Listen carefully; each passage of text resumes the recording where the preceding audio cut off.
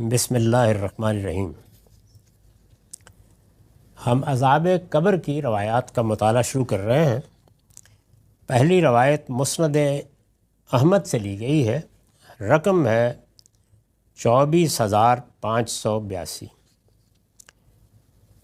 یحدث عروۃ بن الزبیر ان عائشۃ زوج النبی صلی اللہ علیہ وسلم قالت دخل علی النبی صلی اللہ علیہ وسلم وعندی امرۃ من الیہود وہی تقول لی اشعرت انکم تفتنون فی القبور فرطع النبی صلی اللہ علیہ وسلم وقال انما تفتن الیہود فقالت عائشہ فلبسنا لیالی ثم قال النبی صلی اللہ علیہ وسلم هل شعرت انہ وحی الی انکم تفتنون فی القبور قالت عائشہ فسمعت رسول اللہ صلی اللہ علیہ وسلم بعد ذلك یستعیذ من عذاب القبر۔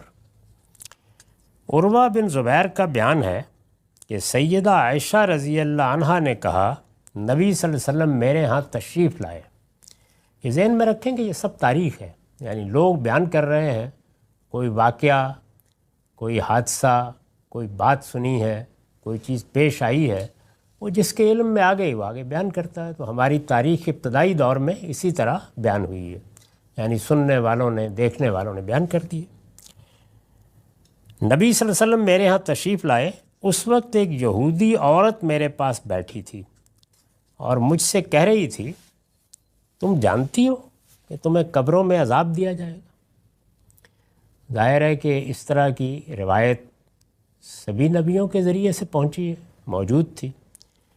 تو اس یہودیہ نے سیدہ سے پوچھا تم جانتی ہو کہ تمہیں قبروں میں عذاب دیا جائے گا؟ نبی صلی اللہ علیہ وسلم نے یہ سنا تو آپ گھبرا گئے اور فرمایا عذاب انہی یہودیوں کو ہوگا۔ یعنی نبی صلی اللہ علیہ وسلم نے اس کو قبول نہیں کیا، سخت رد عمل کا اظہار کیا اور فرمایا کہ عذاب انہی یہودیوں کو ہوگا۔ یہ کہہ کے آپ چلے گئے۔ سیدہ نے بتایا کہ پھر زیادہ دن نہیں گزرے کہ نبی صلی اللہ علیہ وسلم نے مجھ سے فرمایا کیا تم جانتی ہو کہ مجھ پر یہ وحی کی گئی ہے کہ تمہیں قبروں میں عذاب دیا جائے گا؟ یعنی جس چیز کی نفی کی، پھر اس کے بعد بتایا کہ مجھے اوپر سے توجہ دلا دی گئی ہے۔ سیدہ کہتی ہیں اس کے بعد نبی صلی اللہ علیہ وسلم کو میں نے ہمیشہ قبر کے عذاب سے اللہ کی پناہ مانگتے ہوئے سنا ہے۔ کہ یہاں سے اس باب کی روایات شروع ہو رہی ہیں۔ اب اس میں جو اہم چیزیں ہیں ان کو سمجھنے کے لیے میں آپ کے سامنے اپنے حواشی رکھتا ہوں۔ پہلی بات، قبروں میں عذاب دیا جائے گا، اس سے کیا مراد ہے؟ تو میں نے لکھا ہے کہ یہاں اور اس سے آگے، یعنی آگے جو روایتیں آئیں گی، یہ کافی طویل باب ہے، یہاں اور اس سے آگے قبر کا لفظ جہاں بھی آیا ہے اس سے مراد اسی زمین میں وہ جگہ ہے جس میں اللہ تعالیٰ نے ان نفوس کو رکھنے کا اہتمام کیا ہے جنہیں ملائکہ موت کے وقت انسان کے اس مادی جسم سے الگ کر کے اپنی تحویل میں دے دیتے ہیں۔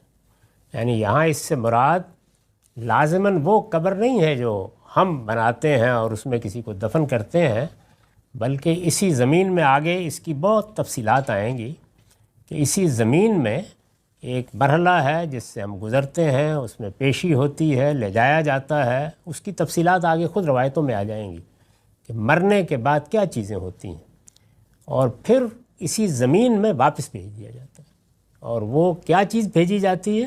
ہمارا جسم نہیں، بلکہ ہماری اصل شخصیت۔ وہ کس طرح رکھی جاتی ہے؟ ہمارے لیے وہ غیر مرئی ہے سب کچھ، اس کو ہم دیکھ نہیں سکتے۔ تو یہاں قبر کا جو لفظ استعمال ہوتا ہے وہ اصل میں اس جگہ کے لیے استعمال ہوتا ہے جس میں اللہ تعالیٰ اسی زمین میں ان نفوس کو رکھ رہے ہیں۔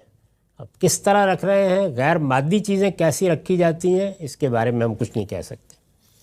اس کا علم اللہ تعالیٰ نے انسان کو نہیں دیا، یعنی یہ سب آگے کس طرح ہوگا نہ انسان اس کو گرفت میں لے سکتا ہے، کیونکہ ہم تو مادی چیزوں ہی کو دیکھ سکتے ہیں۔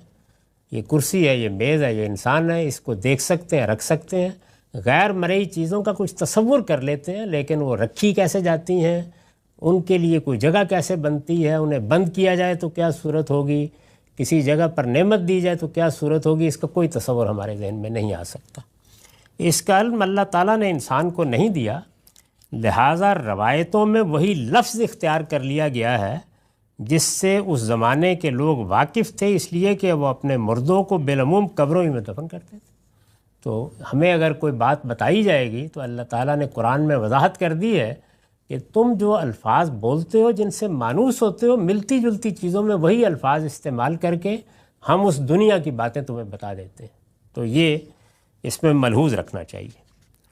دوسری چیز یہ فرمائی کہ نبی صلی اللہ علیہ وسلم نے یہ سنا تو آپ گھبرا گئے، اور یہ بات بھی کہ عذاب کے لیے لفظ فتنہ استعمال ہوا ہے، یعنی اس خاتون نے جو لفظ استعمال کیا وہ یہ تھا انکم تفتنون فی القبور۔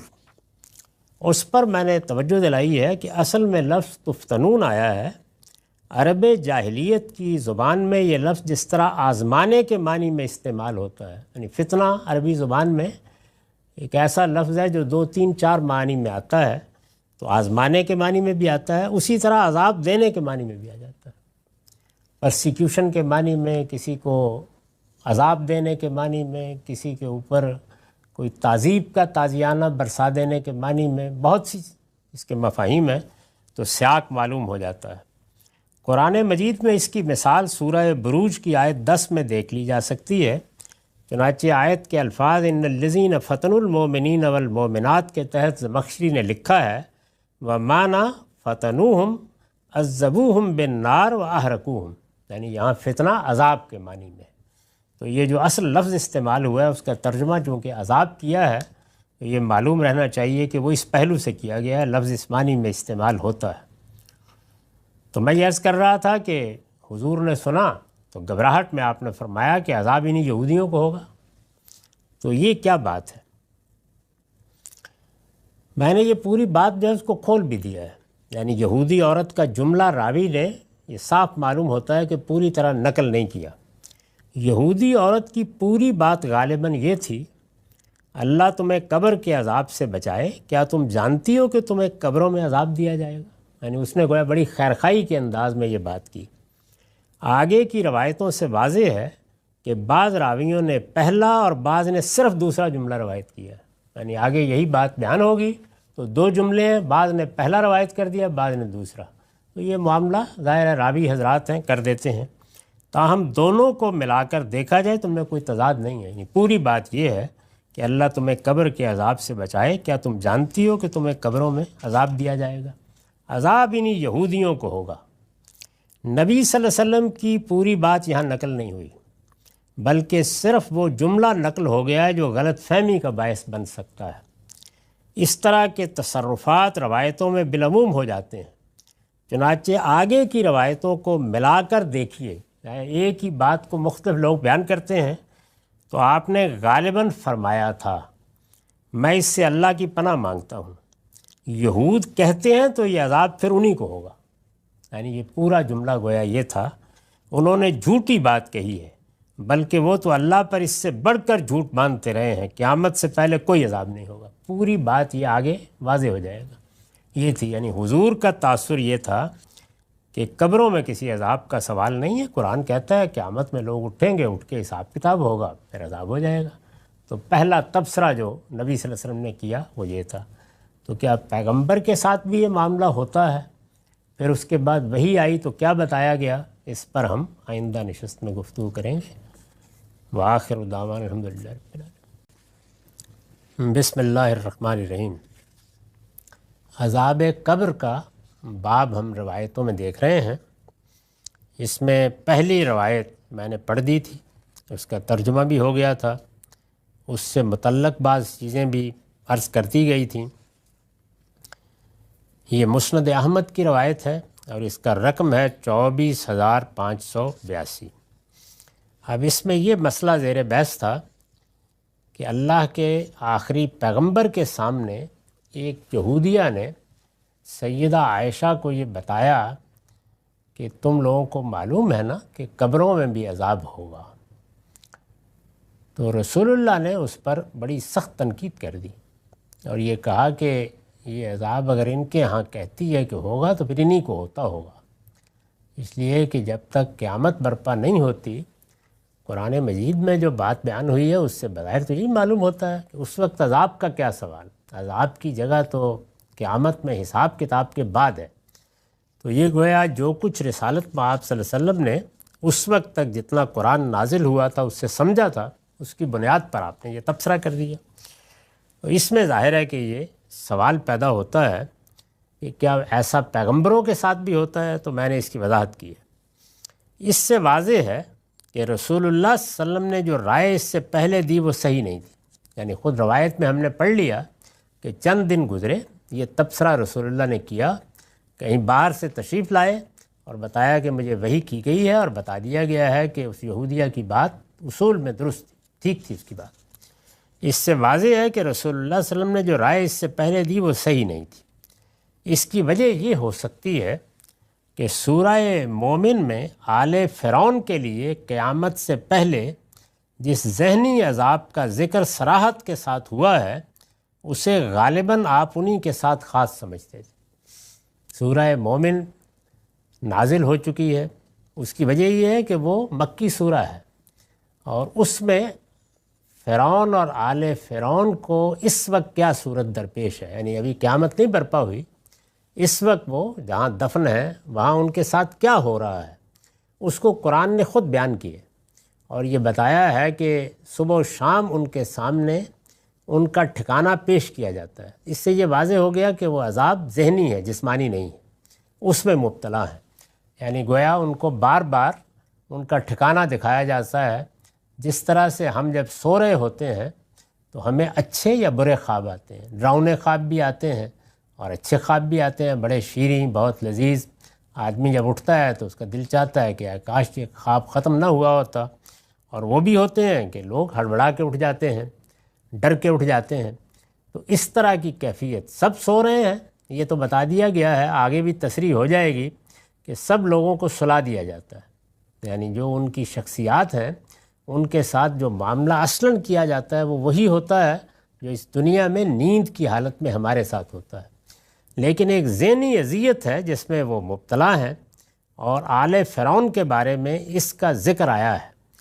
تو رسول اللہ صلی اللہ علیہ وسلم نے ظاہر دو ہی صورتیں ہو سکتی ہیں، یا تو اس کو اس معنی میں لیا نہیں کہ یہ کوئی عذاب کیا ہوا، دکھائی دیا جاتا ہے، ظاہرہ وہاں دکھانے ہی کا ذکر ہے، اور اس کے بعد بیان کیا ہے کہ پھر قیامت کے دن یہ شدید ترین عذاب کی طرف لوٹا دیے جائیں گے۔ پوری آیت گویا بیان کر دیتی ہے کہ اس وقت کیا ہو رہا ہے، قیامت کب آئے گی، اور پھر آل فرعون کے ساتھ کیا ہوگا۔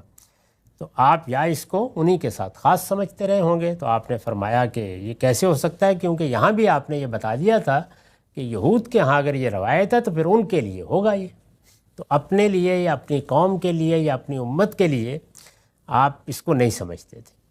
اس پر تعجب نہیں ہونا چاہیے۔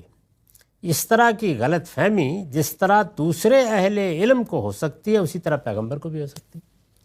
یعنی اللہ کا پیغمبر بھی جس وقت اس کی طرف کتاب آتی ہے تو ایسا نہیں ہے کہ اس کی ہر تفسیر اور اس کا ہر مطلب اور اس کے ہر معنی فوری طور پر الہام کر دیا جائے۔ جب وہ آتی ہے، وہی آتی ہے، سنتا ہے، پڑھتا ہے، تو وہ بھی اسی طرح غور کرتا ہے، اسی طریقے سے سمجھتا ہے۔ البتہ یہ چیز اللہ تعالیٰ نے بتا دی ہے کہ اگر کہیں اس کو کسی بات کے سمجھنے میں غلطی لگ جائے تو اللہ تعالیٰ کی طرف سے توجہ دلا دی جاتی ہے۔